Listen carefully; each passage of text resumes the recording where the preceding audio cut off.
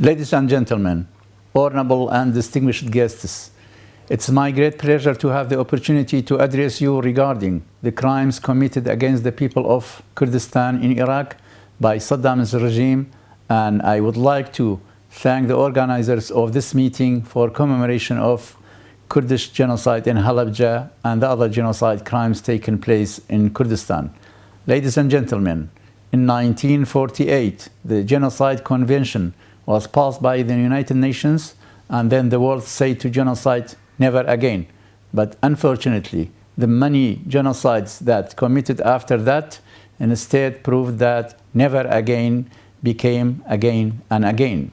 In Kurdistan, for over 3 decades, from the 60s to 90s of the last century, Saddam's regime in Iraq targeted the Kurdish people for their national identity with a chauvinistic view and aimed at eliminating inhabitants of Kurdistan, mainly the Kurds, by waging a comprehensive and continuous war using various methods, including mass military operation,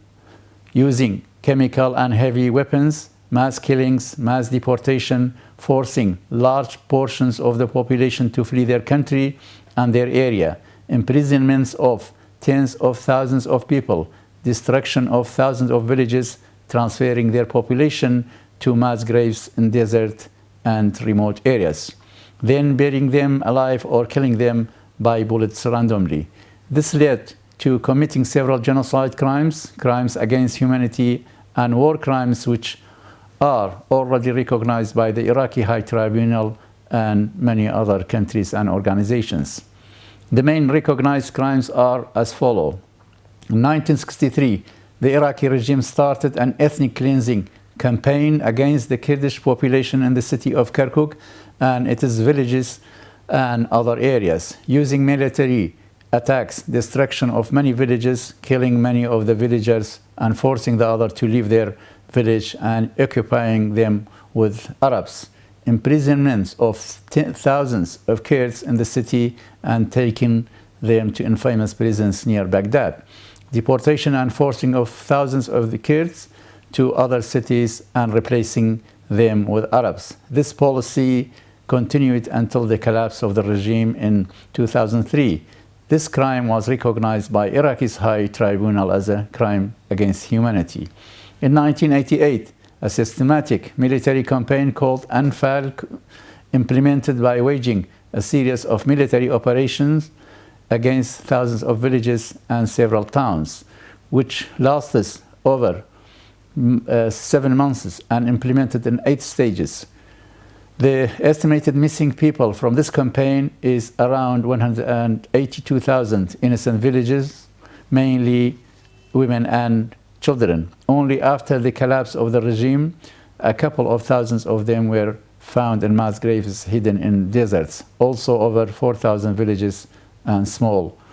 towns were destroyed. In 16th of March 1988, the regime bombed the town of Halabja by chemical gases, which resulted in killing of 5,000 civilians and wounding over 10,000, in which some of them died later by the impact of the chemicals, and still hundreds of them suffer and require medical treatment. In 1983, Saddam's army attacked Kurdish Barzani tribe, transferred their thousands of families to forced settlements, separated 8,000 of their men and took them to unknown destination, in which only after the collapse of the regime and so far 606 of their bodies were found in mass graves in desert areas. The regime also attempted to eliminate the Kurds from the Faili origin, mainly living in Baghdad area, by withdrawing their Iraqi identity, looting their properties, forcing them to leave Iraq by dumping them on the border with Iran and shooting them from the back,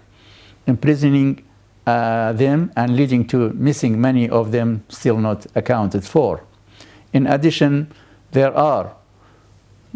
other missing persons from the political prisoners, people who fled the country and who took risks, also people from the terrorist attacks. The crimes of Saddam's regime also extended to other parts of Iraq, especially mass killing and deportation of Shia in south of Iraq, in other places against the Turkmen and the Christian people. Ladies and gentlemen, as still we have tens of thousands of missing people, their families still suffer from impacts of these crimes. Also, as a humanitarian issue, it is important to recognize these crimes internationally in order to prevent similar crimes in Kurdistan, other parts of Iraq and the rest of the world, to raise awareness of the international community regarding these crimes and providing more evidence to support the prevention of future massacres, to punish the remaining perpetrators as a deterrent, to encourage or force the states to move from the concept of absolute sovereignty to conditional sovereignty, in which they must accept the responsibility to protect their people or face intervention by the international community,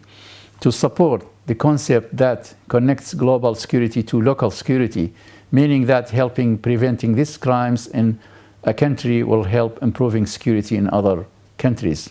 to achieve justice and the rights of the victims. Ladies and gentlemen, most of the above crimes are already recognized as genocide crimes by Iraqi High Tribunal and parliaments of other countries such as UK, Sweden, South Korea. A support debate in Norwegian parliament, attempts in several parliaments are under progress or work has been done, such as in Netherlands, the European Parliament, US Congress, Canada, and other attempts have started in a few other countries. Another development is that a letter of support and tribute by Turkish Prime Minister last year was sent to Halabja's chemical attack commemoration and the genocide conference in Erbil. Also, the Human Rights Ministry of Iraq has been our main partner for gaining international recognition for all the international crimes committed in Kurdistan and the whole of Iraq. This indicates that the political ground is more convenient and more encouraging for recognizing Kurdish genocide by the international and the national bodies. Your efforts today will make the huge contributions towards raising awareness and recognizing Kurdish and other genocides taking place in our world. I hope you can continue using your capacity for achieving more political and legal recognition, which helps the victims for achieving their rights and to come to closure with their long suffering.